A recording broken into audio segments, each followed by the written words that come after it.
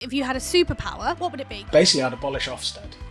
Everybody's scared of it. Nobody wants it. And actually, it's a duplication that we could just look about doing something a little bit differently. Juicy. Spicy take. We've always done things our own way, and we always used to get people go, oh, naturally learning, they just play with sticks and berries. I always say that I don't care if you're 17 or 70. If you're in ratio, you're wiping the same backsides, you're getting covered in the same snot, you've got the same job to do, you should be paid the same in the fair amount. Oh, cool. Wow. Hello and welcome back to the Tiny Chair Pod. We're back, Julia. We are so back, and I have to say that 7 episodes or so ago, these chairs seemed like an excellent idea, and now I feel like my posture might never recover. Such a bad idea. Yeah. And just because, we put them sideways for the visual gag, and so I'm getting one butt cheek on a maximum. Yeah, people don't know how tiny they really are. We shouldn't have chosen this for, what's primarily an audio format, unfortunately. Yeah, for the video viewers, I hope you're enjoying our Thank suffering. Who have we got on the pod this week? We are talking to Tom. He is the Operations Director of Naturally Learning. They are a group of settings in Cornwall. And he is talking all about the Cornish curriculum. Oh, very exciting. And forest schools and beach schools and all sorts of good stuff. And visiting us here at Family HQ. Very true. And you feeling a bit left out? A bit left out? Why? A couple of blokes with a couple of big beards? You must be feeling a bit... Tom's got a big beard. I've also got a very impressive beard. It's yes. Again, for the audio listeners, what a beard! Wow. You can verify that later. I think should we get going? Move swiftly on. I think we should. If you want to get in touch, we'd love to hear from you. tinychairpod@family.co.uk. We want your questions. We want your guest suggestions. And if if that's too long an email, just DM us on Instagram, Facebook, all that good stuff. We would love to hear from you. Yep. If you have also compliments for Matt's beard, get them in. Send them in to us. I need them desperately. Should we get on with it? We should. Let's go. Let's go. Matthew, would you do the thing where you say nice things about our guest, please? It would be my honour. So, Tom is the Operations Director at Naturally Learning, who are a group of 6 settings based in Cornwall, with some of the most beautiful environments you will ever see. And Tom has done a very good job of peppering his background with a few little tidbits from the setting, which I must have been very impressed with. They have a forest and a beach school, which is obviously cool. And as Tom will no doubt echo in the episode, very passionate about being outside. And we've done quite well, haven't we, today? I've worn my sort of oversized T-shirt and you've worn your brownies jumper. So I feel like quite good for the outdoors. The philosophy of the settings is unhurried. It's child-led. It's beautiful. And that is why, of course, it is naturally learning with a focus on nature and sustainable materials and resources. Tom himself, as well as his mum, Mandy, and partner Sarah, they're long-time friends of family, aren't they? They are. I would say they're part of the crew. Absolutely. One of the best things about Naturally Learning is they come and visit us every year in our offices and go and visit a bunch of Danish settings, which I know we'll definitely get into. And I know that Tom definitely comes because he's really, really interested in the pedagogy of Denmark and not all because he wants to go to War Pigs and drink lots of beer. I'm absolutely certain. Tom, welcome to the show. Hello. This is usually the bit where the guest corrects something that we what did we get wrong? Yeah, was there anything wrong in that intro? I've got 7 nurseries now. 7. Oh my gosh, who is the researcher? And 2 forests. 2 forests. 2 forests. Julia, you've diddled me there. Unbelievable. To be fair, though, one of them is brand new, and it's actually our first ever acquisition where we've actually bought another nursery. So it is still its existing one, and we're transforming it from what it is into a new naturally learning nursery. So is this a sneak peek? Oh wow, hot. Is this breaking news? Well, it's when did we take it over? We bought it in October, so it's pretty new. It's brand new. We've done all the environmental stuff. But now it's all the other bits, and we're working really. And is that really new one a forest school, or is it more that? Not at all. It was a traditional nursery. It was called Hopscotch. We've taken on their team and all of their families and everyone, and generally everyone's been really, really receptive. The team especially are absolutely wonderful, and they're really. It's really nice to bring them in to the wider group. So that's number 7. Super interesting. I think we should definitely dig into that later. I think that's interesting to hear about your first experience of doing that for sure. But I think most importantly, Tom shared with us something before we got started. Oh, crumbs. Which is that he's our very first guest to be sat on a tiny chair. Yes! Do you want to show the viewers at home, Tom? I am indeed. Here we go. Great for the audio. Great for the audio. Authenticity. But this is not even. This is stool, isn't it? Really, technically it's a stool, tiny, isn't it? But is it when is a stool a chair and when is a chair a stool? I don't know. That's more philosophical. I think it's the back, isn't it? Isn't that quite? Either way, it's tiny. It is tiny. It is tiny. It's definitely tiny. But Julia, you have a wonderful warm-up exercise, don't you? Should we get going? So, obviously, long-time listeners to all previous 6, 7 episodes now will know that we like to do a little warm-up episode. No, we like to do a warm-up exercise. We do like to do a warm-up exercise. With Tom's the guests. one of the listeners of the first 6, 7 episodes. He told us that beforehand, so it's good that we've got a little switcheroo here. I think he was just buttering us up, to probably. be honest. However, this is a segment that I would like to call Forest School Stuff. Forest School Stuff. Yeah. Sounds ever so exciting and is definitely not a rip-off of Desert Island Discs. So if you think you are familiar with the format, you're definitely not. You've never heard it before. And even if you are, I pay my licence fee, so it's fine. So I would like you, Tom, to imagine that you are marooned out in the wilderness. You're in the deepest, forestiest part of the forestiest forest school possible. And you only may have 5 things with you. What are those things? Am I on my own, or have I got a group of children that I'm running a forest school with? Group of kids. With kids? Group of children, sure. Yeah. Group of children. Bring the children. First thing I'll do is take another adult, so I'm not on my own lone wolf. Can we allow this? I think that is smart thinking. Well, he's thinking about ratios, even in the most foresty part of the forest. Oh, he's good. I didn't specify you couldn't have another grown-up. All right. Yeah, no, that's fine. Right. And then the boring nursery stuff would be like first aid kit, would be mobile phone, would be what 3 words and all of that. I could go through the health and safety stuff of it. But for something slightly a bit more fun, top of the list for like actually just being stuck out in the wilderness kind of on your own would be a knife is like absolute number one. Nice. Flint and steel, or at least the flint half of it, because you can use the back edge of a knife. Some kind of this is great. A hatchet or axe that you can cut things through, or machete also works out as a knife. I didn't bring my machete with me today. I was going to say, surely there's some balance where you can get a knife and a hatchet out of one item. Yeah, well, that would be the machete. That would be the machete. I thought you were going to say, surely everyone has a machete. Actually, yeah, here on the shelf, no. Yeah. And then a tarp and some kind of rope would make my life much easier. And then if I'm using the machete, which is both a knife and an axe, I'll take some water purification. Amazing. Gosh, nice. Good. So we've got water purification, machete, rope and tarp. Technically 2 things, but we'll excuse that. Another human. And some children. Some children. Perfect. I missed some stuff. The flint. Well, yeah. There was an amalgam there, wasn't there? You mentioned what 3 words. For people who don't know what that is, can you explain that super briefly? Because that is so useful, and I'm not sure everybody listening will know what that is. Okay, yeah. So what 3 words? You can get it on the internet. You can get it on the app. It's actually used by a lot of the emergency services, including the Coast Guard. I'm in Cornwall. It's a peninsula. We're surrounded by water on 3 sides. And you can download it to any mobile or tablet. And what it does is wherever you are, it does your geolocation. And then they're all in tiny little squares. That are, kind of meter by meter squares, maybe slightly larger, and every one of them has a unique 3-word series attached to them. Interesting. So if you are somewhere without a postcode, or if you're in your hypothetical deepest, darkest forest, and you don't know where, with your machete and a mobile phone, and you need to get airlifted out, or you need help, or whatever, using the 3 words and it's global, and it's literally anywhere on the planet has been mapped out with these 3 words.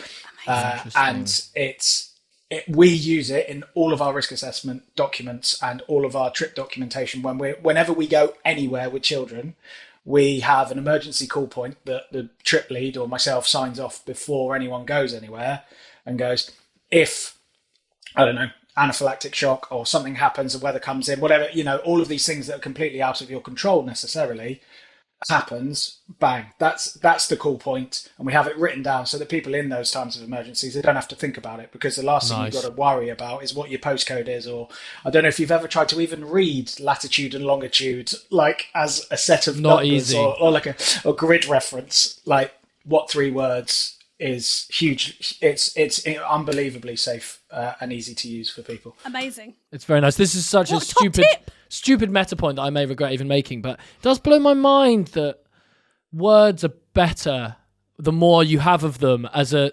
like our Benjamin, shout out Benjamin, I'll our let you IT land. guy. He ensures that we should use like words for our passwords rather than like strings of numbers. And it does blow my mind because like which strings. Anyway, I knew I was going to regret making this point. The whole way that what three words work, it does blow my mind. Anyway. And more memorable, but as I said, I was going to regret it. Anyway, moving on. We move into our quick fire round, Tom, which I'm very excited about. Campfire round, sorry. as Julia says it, while she laughs through my absurd point that we'll just sorry. have to make sure Mickle cuts. Well, we can't now because now we're talking about it in the next section. There's no escaping. There's no escaping. We're going to be talking a little later on, Tom, about Naturally Learning's very own Cornish curriculum. Spoiler alert. So can you start us off with a little Cornish expression or phrase that the viewers might not know about? So my favourite one, actually, as for all visual viewers can see lots of shades of blue kind of in and around behind me. My favourite one is actually there is a Cornish language word for the colour of the sea, which is glass. So like glass or glass, but glass. So a little bit shortened, a little bit more like with a Z kind of sound on it. That bluey-greeny vibe. That bluey-greeny grey kind of colour that you get. And there is no direct translation for it in the English language. And actually we had an amazing woman called Elizabeth who actually does all translations from English into Cornish. Cornish is kind of a forgotten Celtic language. It's not quite the same as Welsh, where Welsh has had this huge resurgence, but we are doing little bits. And actually we hired the lady who has done all of the like official documents. So like when the king became the king and you have to write all the decrees and all of that stuff. She does all the translation from English into Cornish. What and job? I know, it's brilliant. And so we have her in to train our staff to give us words and things. And so, this month, the top word on the list is glass, which is the sea colour. It's like how the Finns have a bunch of different words for snow. Is that true? Yes. That is, They have like 10 different words for snow. And the Inuits as well. I always thought that was a lie. Do you know what I mean? I always thought that was one of those apocryphal things that... It's true. Oh, there you go. Fact. Blown wide open. You're myth-busting for me. My other favourite Cornish word, though, that isn't actually really Cornish, but is a colloquial term that I use all the time, which is directly.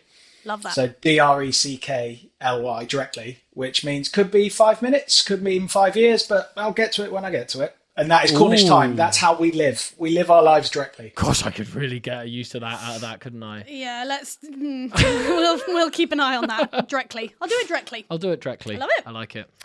I would love to know, what is an improvement or a change that you've made at Naturally Learning that you are the most proud of?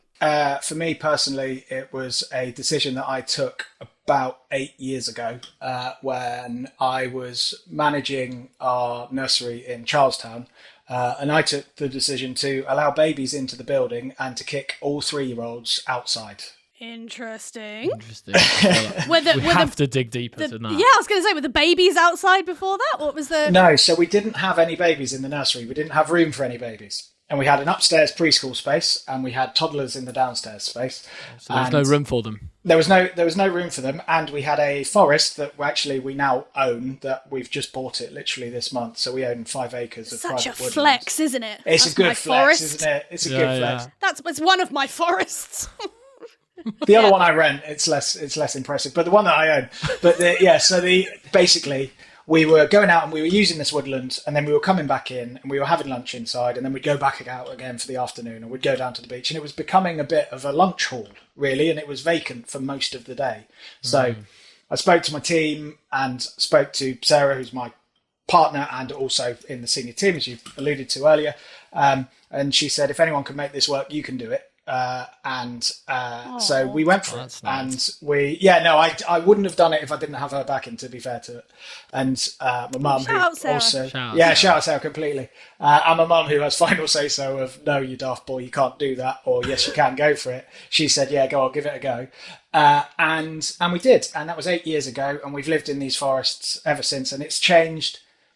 It hasn't just changed that nursery. It's changed the way that we operate. It's changed what is possible for us, because we've actually proved that we took a decision to take every single 3-year-old plus outside. And this is 8 till 6, 51 weeks of the year. This isn't term time. This isn't short hours. All year round, we are outside in a forest or in a garden space that we've got. They don't have an inside home. And and we literally, we haven't looked back. And when you do that, all of the other decisions actually become really easy, because you go, well, if we can make this work, and it's become our USP of what we offer, and it's what people sort of search us out to do as well, you know, and it's, so that for me on a very personal level is a pivotal moment. I love that. But I mean, also good on your team, because crumbs, if, back in the day when I was in settings, if my manager had said, well, from now on, Julia, you're going to be outdoors all the time. You get 1 week a year off. I'd be thinking, well, let's see about that. But I mean, good on them for embracing it and doing it. That is what I got kind of back from a lot of the team. But again, I'd spent the first 5 years of my career never going inside and running forest schools around different sites anyway, so I knew it was possible to do as an idea. So I had to get my team to trust me and believe in me and believe in themselves that they could do it. And I bought them really good waterproofs. Yes. Oh, I love that. That is the answer. That's the answer to everything. The Danish weather, I think. It's very true. I'm very fond of a waterproof these days. Also, I feel like we talk a lot. I know this is a bit of a callback to earlier on, but I feel like we talk a lot about the challenges of getting on the housing ladder at the moment. But Tom, you're on the forest ladder. I mean, that's impressive, right? Who is on the forest ladder? Who is on the forest ladder? This guy. Nice. That's a big flex. 100 Acre Wood, is that a forest? No, I suppose A.A. Milne didn't. I don't think Winnie the Pooh owns. You were thinking about A.A. Milne. I was thinking about A.A. Milne. I wasn't thinking that the character Winnie the Pooh owned the wood, but I mean... He definitely seems It's a vote of confidence from my manager, isn't it? That he's like, she thinks Winnie the Pooh owns the forest. Well, we'll bring that up in her performance review. Well, there you go. Tom, if you weren't working in early years, what do you think you'd be doing? So before I was working in early years, I was a part-time chef and part-time cocktail barman. So probably hospitality would be where I was, and before that I did student recruitment. So yeah, but no, I think probably that's definitely third rung on the ladder. Recruiting them for what? I worked for the university and would go to the UCAS fairs and be like, "Hey kids, come to uni," and teach them like money management stuff that I still at 22 hadn't worked out what to do myself. But no, yeah. So probably hospitality, bartending, chefing, something like that. Very nice. Okay, so your 5 items in the forest aside, if you had a superpower that made your job easier, what would it be? I was thinking about this quite a lot, and I think the thing that I would do is basically I'd abolish Ofsted. If that... I'm just going to let that sit for a second, but I've thought a plan. Let it simmer. Let it sizzle. Because I've got a plan of how it would work as well. Let's hear it. I mean, can you share? Yeah, no, absolutely. So basically, if you defund Ofsted and remove Ofsted from the picture, and you take the money that you were going to spend on Ofsted and all of their money, and actually what you do is you put that into the funding pile. And I'm not just talking about early years here, I'm talking about education as a whole. So you take all of that schools funding, all of that block funding, and what you do is you add in the cost of Ofsted over the top of it, and then you put that in. And then, as we've got in the early years already, councils can take up to 5% for their own running of their own things. So then what the council does is it takes 5% of a bigger chunk and has a wider reaching team that can come in more regularly. We've got advisory teachers and area Senkos and wonderful people who we work with week in, week out. We're seeing them all the time. They know us, we know them. We have a really good relationship working with them. They're all career teachers or career childminders or other have held positions of similar things. And we could just do that instead. We don't need the centralised look at it. And then basically if the government want to control what the councils are doing and have that conversation, that's between the government and the council. That's absolutely fine. But we don't need this multi-layered thing. And at a time when everybody's fighting over pennies for this much per hour for this child or whatever, there's a whole conversation that we're not actually having about this level of oversight that is kind of just duplicated. And I get more detail and more better conversations with the people who I see more regularly than I do from someone who's coming around once every 6 years. And I will, the caveat of this is coming from somebody who, of my 7 settings that I've got, in the last 11 months, I've had 4 Ofsted visits and for different locations, and each one of them has been outstanding. I've been doing this job for over a decade. I've been Ofsteded 12 times. I've got 9 outstandings and 3 goods attached to my name. I'm not saying this as it's not fair. I'm not saying that I'm not scared of Ofsted. I welcome them in. I'm really happy with showing anybody my nurseries and doing it.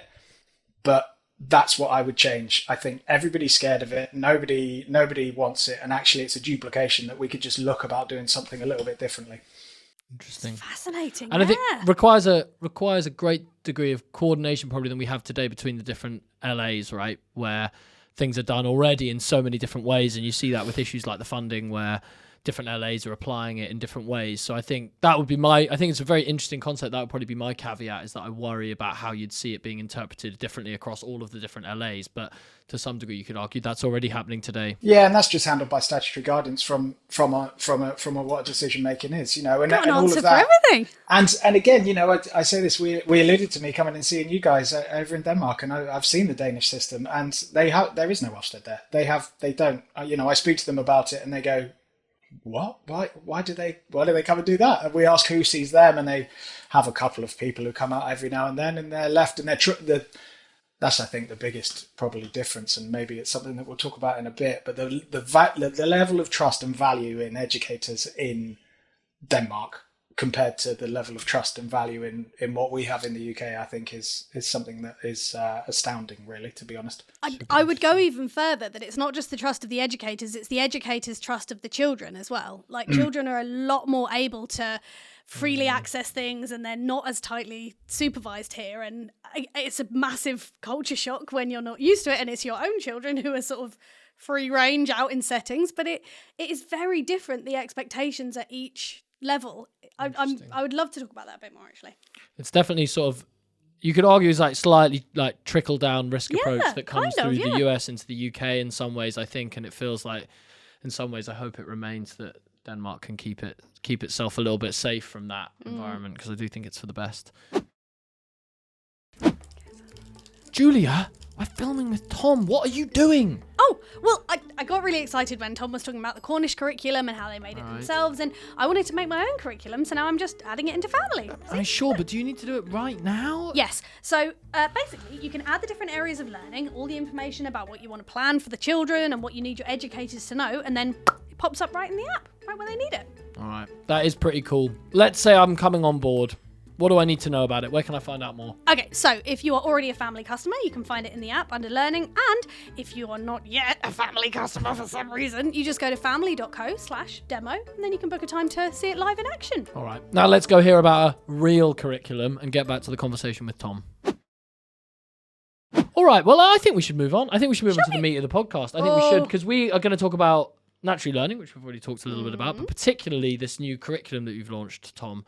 But maybe before we jump into that, I guess I'd just love to hear a little more than what you've already shared in the kind of opening about, the ethos of naturally learning and how you guys approach. I mean, you talked about the one setting that you have, of course, where the 3-year-olds plus are out all day. How do you synthesize that across the different settings? What's the difference? What's the ethos that makes you guys different? So what we have at the core is a really strong ethos and belief that we kind of set out essentially from my family, as we've already said, me, my partner, and my mum being the core of the company, and we set out what our beliefs are, and we're really strongly opinionated about those things. As anyone who's kind of spoke to any of us about them before. Opinionated? You? No. I know. Says the man who just said a bot called for an abolishment. Well, yeah. So we set it out, and we have different settings. Some are more rural, and some are, I wouldn't say that anywhere in Cornwall is a metropolis or urban in any way, shape or form, but certainly town or we have one city just. Yeah, there's a telephone box, there's a post box. We got a setting in downtown Cornwall. We've just got 2 lanes on our busiest road, so we're super excited. Oh, calm down, guys, come on. But yeah, so some are genuinely more kind of town centred with other kind of roads and things around. Some are much more coastal or have forest and things like that. So what we do is, in the urban settings, what we do is we've just taken on actually the place where I just got Ofsteded just last week, actually. We have a community allotment space where we take on the whole running of the allotment, and the children go there every day, and they are actually growing vegetables and fruits and things that we hope to provide into the nursery food that our chefs are cooking, but also offer it out to the community and just leave a little box for whatever we grow That's as well. so cool. So we find pockets of nature, and then for every nursery that doesn't have like that attached or whatever, and even that one, they all have vans. So we've got like 9-seater minibuses where we drive a ratio of children with a qualified adult every day goes to what our other forest, where we've got 9 acres of woods, where I employ 2 people who are there 40 hours a week, and they're just there all the time. And then five or six different nurseries will all drive their vans. They'll meet up there in the woods together, and then get a proper forest experience. They're out and in it. So, and again, very, very typical for the Danish model for city centre Copenhagen. They all get on a bus and they go off to Bicker or wherever and go to different places. So we do those sorts of things as well. And you're never too far from the sea. It's so interesting. I think the layman's question I have almost like top of mind is just, what do you feel? And it maybe is a bit hard for you to answer, given, as you said, you're always out in the forest yourself. But what do you think is the long-term impact at its most acute of doing that kind of work out in the nature every day with the children on a really consistent basis over a number of years with them? What do you think is the kind of number one impact of then the adults that you are, for want of a better word, helping to create as a result of those of that forest schooling? Yeah, so there's 2 things that stick out. First one is the best quote I've ever had. I take it as a good quote anyway. Was from a reception class teacher when I was asking for feedbacks from the local schools. And the reception class teacher replied to me going, "I can always tell who the naturally learning children are," which I'm taking as resilient, confident, and people who will tackle the world. One of our staff had a child who went into school one day after coming to our nursery, and the teacher said, "Oh, we're not going outside today because the weather's it's too wet." And he goes, "Well, why did you make us bring coats and wellies then?" So they're very confident children, and I think. Yeah, so yes, that confidence, that resilience, that summers do taste sweeter. If you've battled through the winter, the good days are really, really, they shine brighter than for anybody else. If you've made it through, the physical development for them, the risk taking ability of understanding what a risk is. I talk all the time to families and to staff. If we can teach children at age 3 what a risky situation is and how to deal with that. That is a life skill. That is something that they will take on forever with them. And that's so important for them because actually for a 3-year-old, for a 4-year-old, a risky situation is climbing, I'm on a little chair, but that high off the ground, like 2 foot, 3 foot off the ground. That is a very high risk thing for them, and they can feel it and you can see it in them, and they can take that risk and then they can climb themselves down from that risk. And that's so important for when they grow up and they have to be in dodgy inner city Cornwall, right? Exactly that. But that's it. But then that at those 15, 16, 17, 18, whatever age, teenage years where those risky environments, whatever they are going to happen, to be able to already have learnt, this feels like a risky situation. Do I want to be a part of this? Is this a risk I want to take? Or just being able to even process that as a thought process. Whereas if we're running around after children saying, be careful. Let me climb you down from there and bringing them down and things and all of those things. If we take away that judgment for the children, then they're not learning how to do that. And if they can't learn how to do that at 3 and at 4, then they'll try and learn that later. And then the risks of getting it wrong are far, far greater than just getting it wrong when, they might get a bump falling from 2 foot off a tree branch. It's just fundamental, even as recognizing that feeling you get, that icky feeling when you're like, this doesn't feel safe, or something doesn't feel right, or I don't like it, or that feeling in itself is so useful and powerful for us to keep us safe, and knowing how to, like you say, react properly when you feel that and recognize it for what it is incredibly useful as a life skill. I totally agree. And it's so important kind of internally, and that's what it helps like the individual, but actually from like an external perspective to the other half of the question is what we also gain out of it is a real sense of nature connection and a connection with the nature. And we touched on kind of sustainability and a nature focus of what we do. And actually, being able to spend time in nature, I always get it completely wrong, and I attribute it always to David Attenborough. But basically it's to save something, an endangered animal, you must first know what it is, and to know what it is, you can understand it, and actually to be able to understand it, you have to experience it. And to experience it just means to spend time with it. So if we're spending time in our local nature, and it's all very well and good, and I support the WWF and, you know, Save the Tigers and all the other things, and white rhinos, well, white rhinos are gone now, unfortunately, but all of those things are really important. But we can start local. We can start small. We can start by creating small areas for, as I said, for nature and pockets of nature to thrive in. Then we are creating custodians of the environment for later. And I genuinely hope that that's what we are doing as part of the process of what we do. Sustainability is in our curriculum. It's one of the areas that we have written into the curriculum for children to do, for babies to do, for, you know, for them to sort through in both play and in both reality of what we're doing. We've got sustainable goals written into every person's job description. I've just rewritten the company's job descriptions over the last couple of months. And at every level of our company, from apprentice all the way up to, you know, everyone in the senior team, there's sustainable targets and goals written into their job descriptions. And that's hugely important. It's everyone's responsibility. We all know that. But if you're not leading the charge when you're called naturally learning, then who is?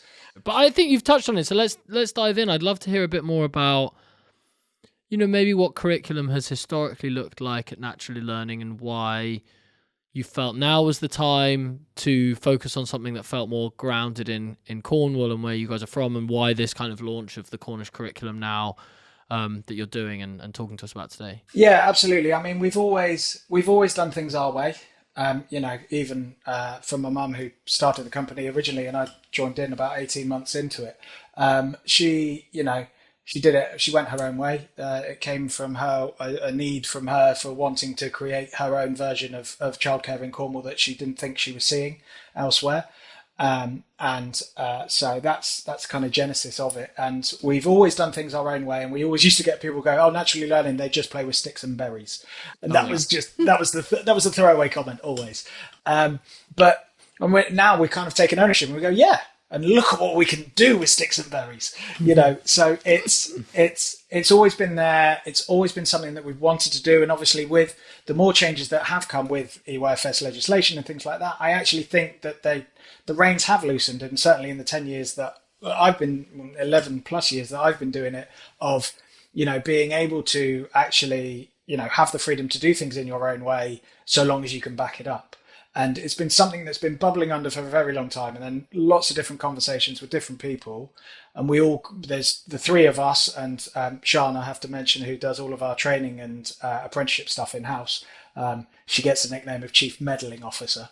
But the four of us got in a room together, and we started to go through it. And we looked through development matters and whether or not it fit with us and what we wanted. And actually we've changed it. We've taken things out. We've rebranded some things and just, you know, not thrown everything away that's fundamental about child development, because we do develop as people in the same way. We're not rewriting the science of that. There is some science behind it. There is. Generally, there's an accepted theory of how that works. So we're not trying to rewrite any of that. But what we're trying to do is going, how does that fit with us? What way do we want to interpret that and interact with that in a way that is genuine and unique to us, and hopefully also to Cornwall, and then as an idea to spread kind of further for different localities. I think, you know, and this isn't, I always talk about this, and I never say it with any kind of shade or any kind of bad feeling towards other people, but lots of people are Montessori inspired, or they are, you know, we're a Reggio Emilia setting, or we do Danish forest schools, or, you know, which, you know, we've all been guilty of. But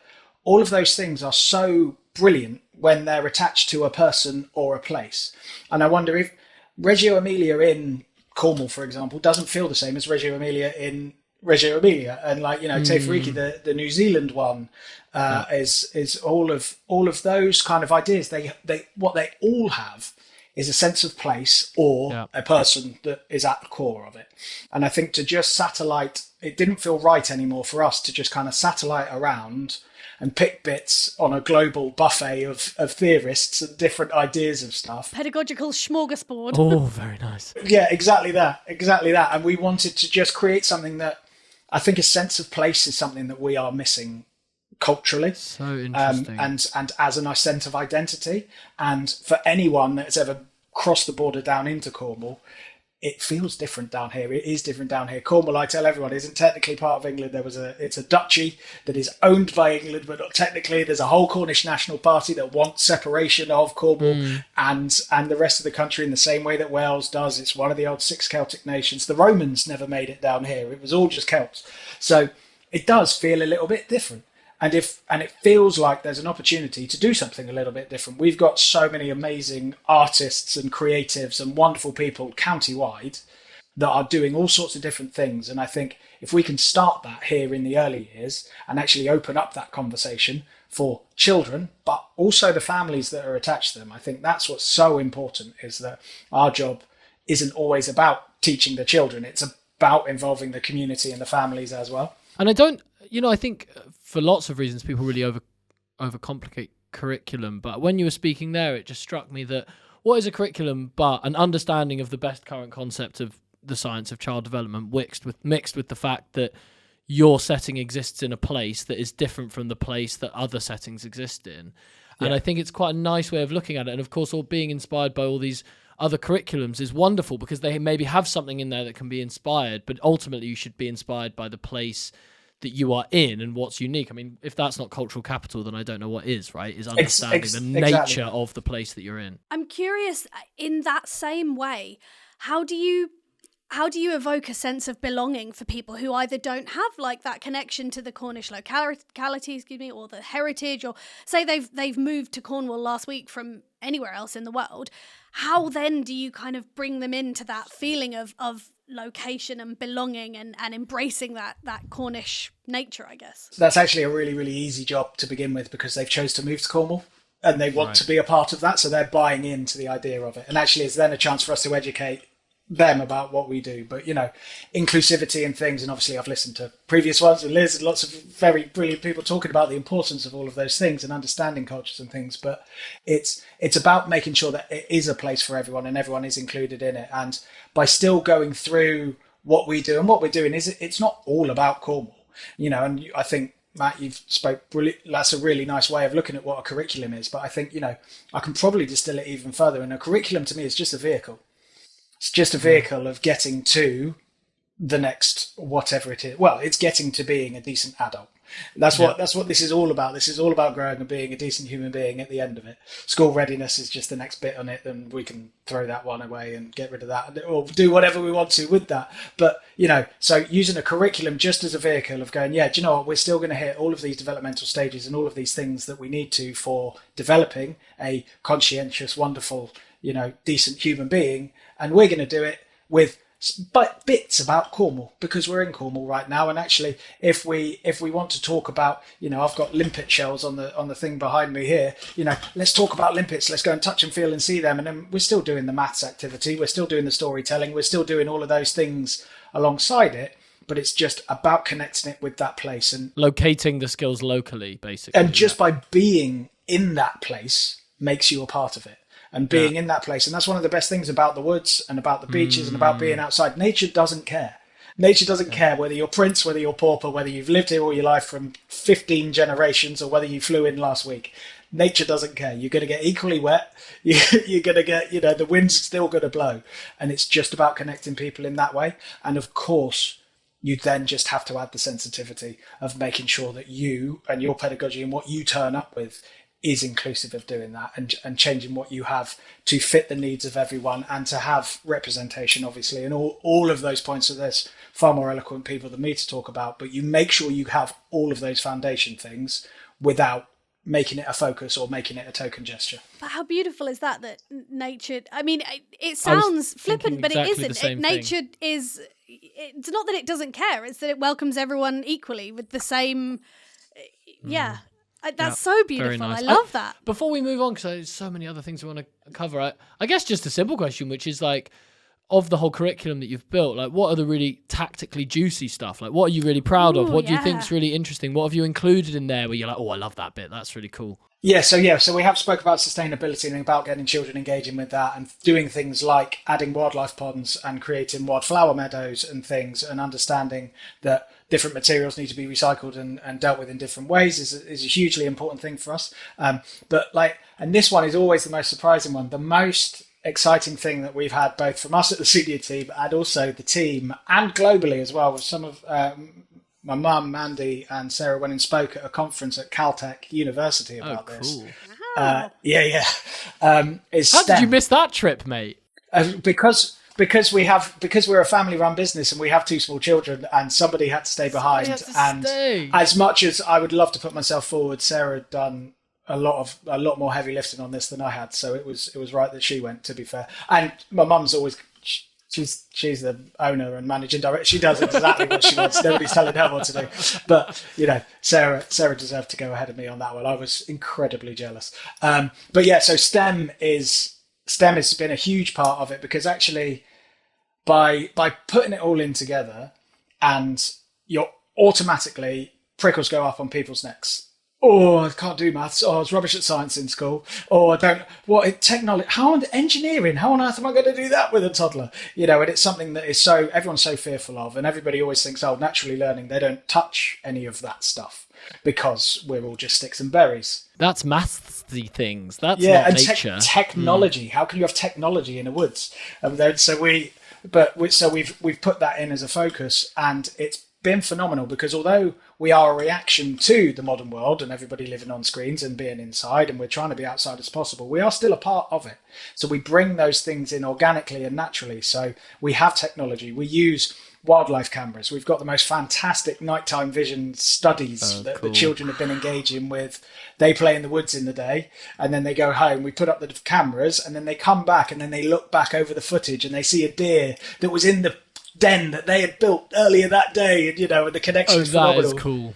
It's really cool. And we've got these great microscopes that we can put up, and we can blow up there was an amazing project, a woman called Rowena, absolutely phenomenal project, where a dragonfly died in our nursery over the weekend. It got caught in, and it got trapped, and we found this dragonfly. So she took the microscope on the big touch table screen that we've got and zoomed in on the dragonfly and saw all the lattice and all the patterns on it. And then she brought in a sewing machine, and the children sewed their own wings and started buzzing around as a bunch of dragonflies. Well, inevitably fairies, but we use all of that stuff. And engineering, we did a full staff training day, full closure day, where we took everyone from all of our nurseries and we put them all together, and we said, right, we're doing science, technology, engineering and maths. And they all went, oh. But by the end of it, we had the most engagement we've had from any of our training. It was absolutely phenomenal. I did engineering, and you guys will remember, Scrap Heap Challenge. Oh, yes! Don't get me started. I know, brilliant. So I was in the centre, and I literally said to the teams, we've got a thing called Scrap Store. I don't know how many of them exist nationwide or elsewhere, but basically you pay a membership, and it's X stuff that's surplus from all sorts of industries and things, and card and plastic and paper. It's where we get loads of our things from. It's phenomenal. But my house would be a mess if we lived there. I'd be constantly buying that stuff. I just gave them boxes and boxes of this stuff and went, right, guys, make some things, and gave them no direction. And the way that and then we came back afterwards, and I was like, right, think about this. How did you interact with those materials? How did you work as a team? What areas of the curriculum have you guys been ticking off? And actually, we did this and we did that and we did that. And it's just, just really great. So yeah, weirdly, from the strange bearded man of the woods, science, technology, engineering and maths is the thing I'm probably most excited about. That sustainability, and then we've got Cornish Connection, which is all the learnt nature and local folklore and local history and things as well, which is unique to Cornwall. But yeah, I mean, STEM's universal. So you touched on it a little bit there, around the team and your full closure days, which I think is something really cool that you're also pioneering, and not necessarily everyone is able to do these full closure days where they work with the whole team. I wonder if on that note, whether you feel like there's anything else, maybe more from a leadership point of view, where you guys are swimming against the tide of what others are doing, but actually have found something that's really, really effective. Yeah, we've recently taken all of our apprenticeships in-house. So we have paired with a company called Cornwall Marine Network, CMN, and whilst it is their accreditation and everything, and I have to stress that quite importantly, it is them that does the accreditation, it's their qualification. They've entrusted us to do all delivery of the course. So we are teaching our apprentices in-house once a month taught lessons, and actually the engagement that we're getting, and it's it's the senior team that are delivering these things to the apprentices as well. So it's really great that we're able to do that. I mean, I think, granted, we're doing this virtually, but we've reached a tipping point for webinars where I think everyone's done with learning in that way now. It's podcasts now. Podcasts only. We're doing, yeah. So that's been really great, and spoiler alert, we are opening that out to the wider world. We are going to be turning up at events very soon to offer that out, our training program, for other people with a little bit more in depth and in touch. It's something that Sean, who I mentioned earlier, and Mandy have been working incredibly hard on. So I should definitely mention that. So that's been great, and also the other thing that we do, and again, this is a journey, and I heard Matt talk about it again for him up in Scotland, the other Celtic nation at the other end. Being real living wage employers has been huge for us, and we do that regardless of age and regardless of whether they're doing an apprenticeship as well. So anyone in ratio or extra to ratio is paid at the real living wage, £12.60 to start with, even from 17. Amazing. I always say that I don't care if you're 17 or 70. If you're in ratio, you're wiping the same backsides, you're getting covered in the same snot, you've got the same job to do, you should be paid the same in the fair amount.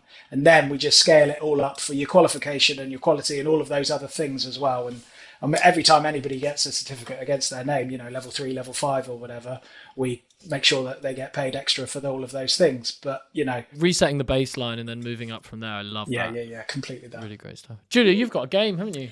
I'd say it's kind of a game. Game adjacent? It's game adjacent, I would say. So, I like to have little segments where we ask our guests to rank things or to do certain things, to choose things. But once again, I've mixed it up just for you, Tom. And I have created a section called Tom's Top Tips. Obviously, that is not going to work for any other guest unless we have someone else called Tom. It does feel like this is a one and done game for Tom's Top Tips. Let's not write it off. We had to abandon Agony Alice, so... Yeah, true, that's true. I guess if we got like a Tina or a Tina's Top Tips, yeah. Tommy... That's cheating, isn't it? Tim. Okay, Tim? So, Tim... Okay, any Tims out there who want to be on the podcast, let us know. Yeah. So, Tom, last time you and I spoke, you were talking to me about identifying different plants. So I would like you to tell me one plant that I should avoid if I'm out in the forest. Oh, yeah. So there is the one to avoid is if you're anywhere near fresh water is hemlock water dropwort. That is a plant that is one of the most deadly plants. And it's part of the wild parsnip and carrot family. So similar lookalikes are completely edible, and carrots, derivative. Some of them will kill you in 5. I have eaten carrots. Yeah, no, I've eaten carrots before, yeah. Well done, you. Thank you. Shout out to Matt for vegetable consumption. Shout out for Matt for eating his vegetables. So basically same family as a carrot, but this one will kill you, and it kills people regularly where they mistake it for a wild carrot or a wild... And it's just like the top looks sort of carrot, like the top of a carrot. And then when you pull it up, is there a carrot-like thing? Yes. Yeah. So the root structure is the same. And they wash up on beaches here, and they get called dead man's fingers because dogs will go and eat and sniff at them and eat them, and then the dog eats them, and then the dog dies. That one and yew trees. Yew trees, again, you eat any part of the yew tree, apart from the flesh of the berry, which is safe, but any other bit, if you eat the seed, you'll... Doesn't feel worth it, does it? Doesn't at all, because that is literally dead in 2 hours. So... Gosh. Yeah. Thank you very much. Now we know Watch what out to for the yew avoid. trees. If I am planning on venturing to the great outdoors, which I'm known to do You've sometimes. got your brownie jumper on. I've Could got my be. brownie jumper on. What is one piece of clothing that you would recommend? So, again, time of year is matters differently, but in Cornwall you can get 4 seasons in a day, very similar to Denmark. It's not... Honestly, it's the most. There's two important layers. The most important layers are your base layer and your top layer, and then so having good quality breathable waterproof on top, and then a good quality breathable base layer at the bottom. And they're the only ones that I tell all families to do. And this is not one item, but lots of items. So layers, because if you're outside and if you put on a massive fleece and then you get too hot, and then you take that massive fleece off, all of a sudden you're back in a t-shirt again, and you go from over hot to not hot. So actually, lots of layers means that you can choose how many layers you want to have and it traps the air in, and pockets of air is what keeps you warm in the first place anyway. Oh, wow, there we go. Now, we've talked a little bit about sustainability. Can you tell me one thing that most settings could sort of change overnight that would make them more sustainable? Yeah, I mean, where to start? I think we source a lot of things from charity shops wherever we can. So using charity shops, because that's two-edged for it being sustainable. So it's sustainable that you're using things that are already in existence and you're giving them a second use, but also you're supporting charities, and they're generally quite sustainable and nice things to do. So, you know, go into an Oxfam shop or go into whatever it is you're doing, you're supporting sustainability, because sustainability is so often about thinking about the planet, and that's kind of taking it all on. But actually, sustainable practices is about more than that. It's about people, and it's about culture, and actually adding in charitable kind of work is hugely important in that. And just one thing to improve your sustainability is throw out the laminator. Oh, okay. I like that. It serves no purpose, and you could very, very easily, and this has dropped drawers before when my mum said it once in a conference, was just go to a charity shop and buy a photo frame and put whatever you were going to laminate inside that photo frame, and then hang that on the wall. And then if you want to change that piece of paper inside it, you've still got the frame, and it's still got a shiny thing on it. It can't be touched. It's on the wall. Good. That is a gorgeous tip. I love that. I love a charity shop as well. You don't have to tell me twice. No. My goodness. And then you get to the intricate, beautiful, amazing mismatch kind of, yeah. Alice was also a big shout out. Episode 1, Alice loves a charity shop. She's not getting all those tiny chairs from. Oh, I love it. Little treasure hunt in the charity shops. Yes, please. We are filming this in June. For all of the many listeners who are listening to this in the future, what's something that we could go outside tomorrow and see happening in nature? What's a cool thing we can go and observe? June is actually the strawberry month. Yum. We've just had the strawberry moon, which is the name of the full moon that's just gone past. Oh, wow. So all the different moons, they all have different names attached to them, and there's like a wolf moon, there's a strawberry moon, there's a harvest moon, obviously. Harvest moon I've heard of, yeah, but strawberry moon. Some of them better PR than others. You know, they need better marketing team around them. Yeah, the wolf moon feels like it could be ripe for a bit of a breakout year, to be fair. It's got the right fundamentals, but it needs some good PR, yeah. Feels right, yeah. So, but yes, so wild strawberries, alpine strawberries are abundant everywhere at the minute. We are eating loads of them, and the wild strawberries are the really, really tiny ones. Yeah, the little ones. The really little ones and things. And they're completely edible. They look like false ones, but they're completely edible. Just, if you're ever foraging anything, make sure you pick it above dog wee height. That's another top tip. Another top tip. That's a free one. You get that one for free. I love that. Finally, I would love it if you could bust one misconception that people have about beach or forest schools. Oof. I would say that it's borderline. This is a contentious one, and I know Matt likes. Oh, I love it. A bit juicy. Spicy take. If it's not in a forest, if it's not in woods, then it's not forest school. Dun dun dun. Here's my caveats galore with me today, but what we do in our nursery garden spaces is forest school inspired, and it is. And I hate the term forest school. Can I just get that out there now? I don't actually believe in it. I don't. Yeah, they even spicy takes on spicy takes. Spicy takeception. I love it. What we do is we go to the forest. We don't do forest school. It's not a forest school session. We just go to the forest and we do things there. We go to the beach and we do things there. We don't go to forest school or forest beach, or beach school. Sorry. But what we do, what I think is really important to understand is that you can do all of those wonderful and amazing activities and things that you would like to do in the forest, and you can do them in the corner of your playground. You can do them on the corner in the park. You can do them in your nursery garden. Do that. You don't have to label it.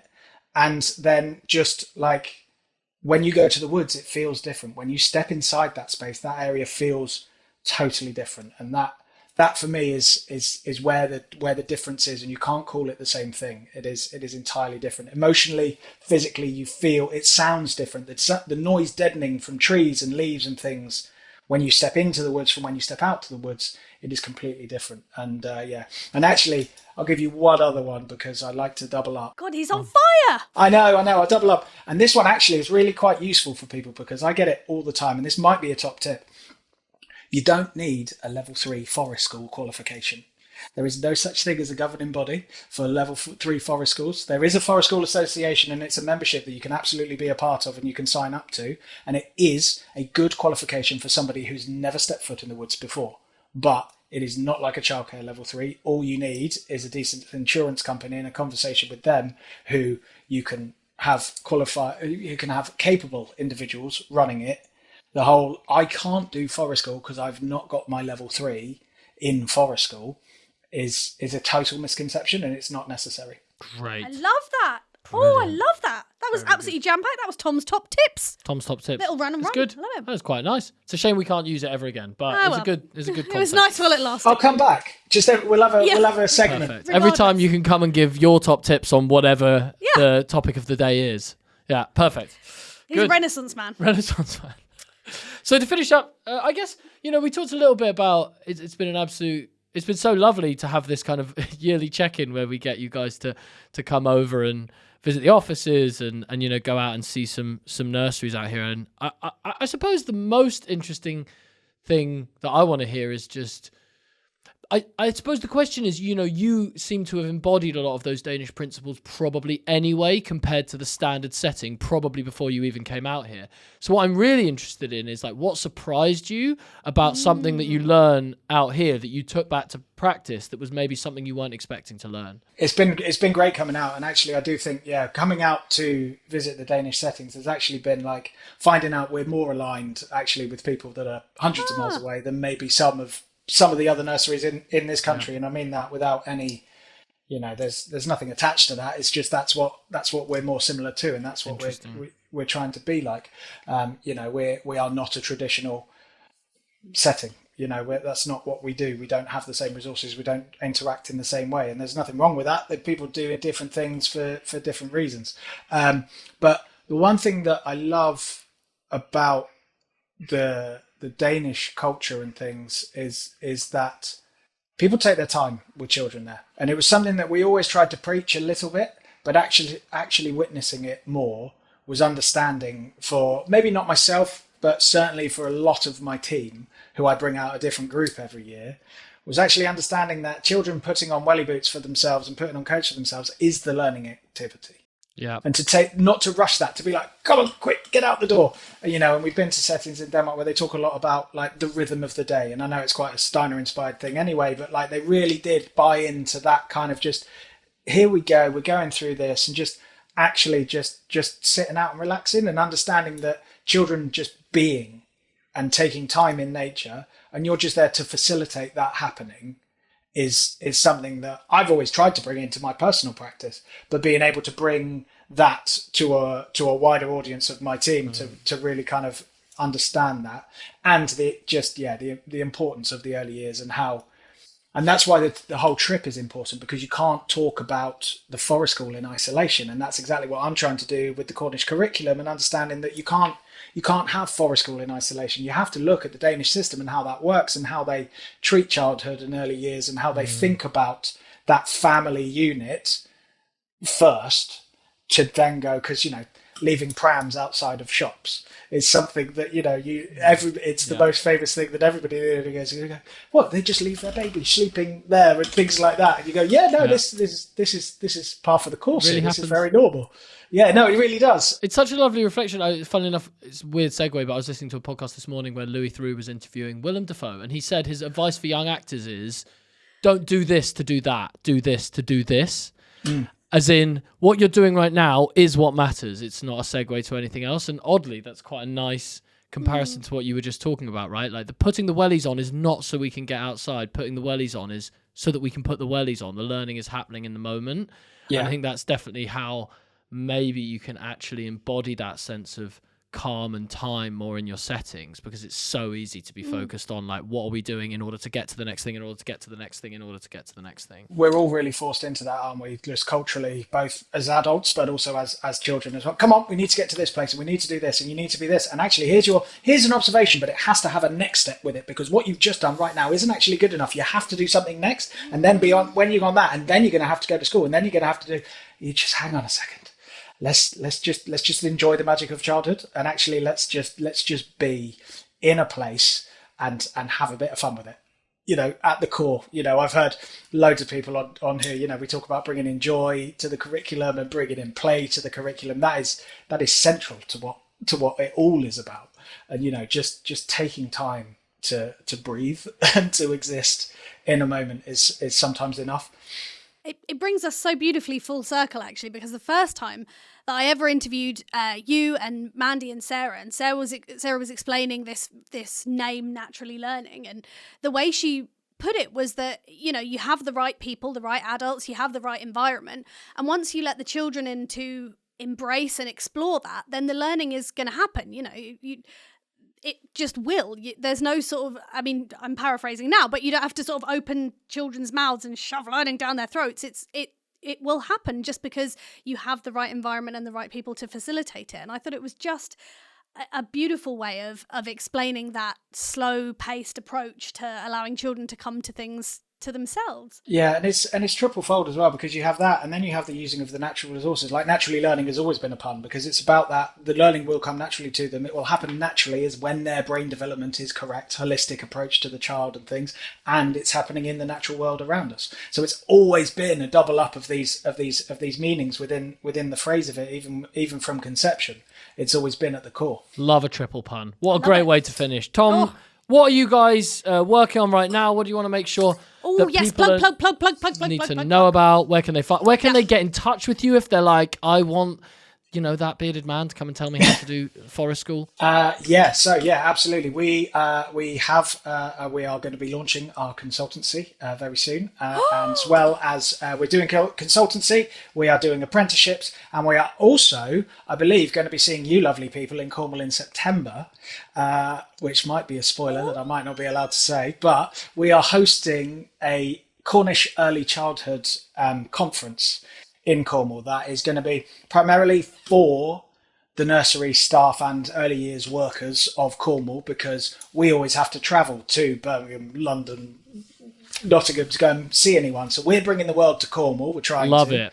But it is also open for absolutely everybody. If anybody wants to come and goes, I've wanted an excuse to come to Cornwall, I can do this on the company dime and call it CPD.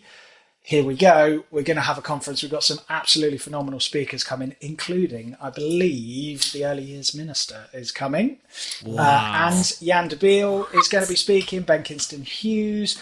We've got Alice is coming down, I believe, as well. Sharp. We've got a pretty packed, star-studded cast. We've got a pretty stacked lineup. I hope I've got everybody right and was allowed to say that. But anyway, CornishEarlyChildhood.co.uk. The website is not live as I'm talking to you, but I'm hoping it will be live by the time that the podcast comes out. Nice. Cornish Early Childhood is on socials. We are going to be launching that as a thing. Other than that, it's at Naturally Learning. We're Naturally Learning on Facebook, Naturally Learning on Instagram, and my name's Tom Richardson, and I'm around in other places as well. Very good. Tom, thanks so much. And we'll see you very soon in Cornwall. See you soon. Wow, my goodness. What an episode. That's so much to love. I mean, I thought he was so wise about the importance of forest school, so actionable about all those tips, and you know I like the spicy takes. He did have some spicy takes, didn't he? I was so excited. What did you think about that Ofsted thing? I mean, I think it's so interesting. I understand where he's coming from. I do worry about how things would be working with different local authorities and whether we can get it continuous. But I at least like the idea that he's thinking more root and branch with his change. Definitely. I'm excited. And if you have opinions on anything Tom said, get in touch. How can they reach us? They can reach us as always, or you can reach us as always on tidychairpod@family.co.uk or reach out to us on our family social channels. We'd love to hear from you. Now, before we go, I think we should say cheers to the early years. Absolutely should. I have a wonderful congratulatory message this week, so I'm going to read it out lest I make any mistakes. So this week, we are saying a huge congratulations to Susan Mortimer and her team at Ciro's Daycare, as they have just achieved their mark of achievement from Dingley's Promise. Pretty nice. Absolutely amazing. Huge commitment to the SEND children there at their setting. I'm sure they're making a real difference, and they should be extremely proud. That. So cheers to your congratulations. Early years, Susan. Yeah. Cheers to them. Nice. Well done. Now then, I think there's not much left to say, is there? Shall we see them Outro next music. time? See you next time. Bye. Bye.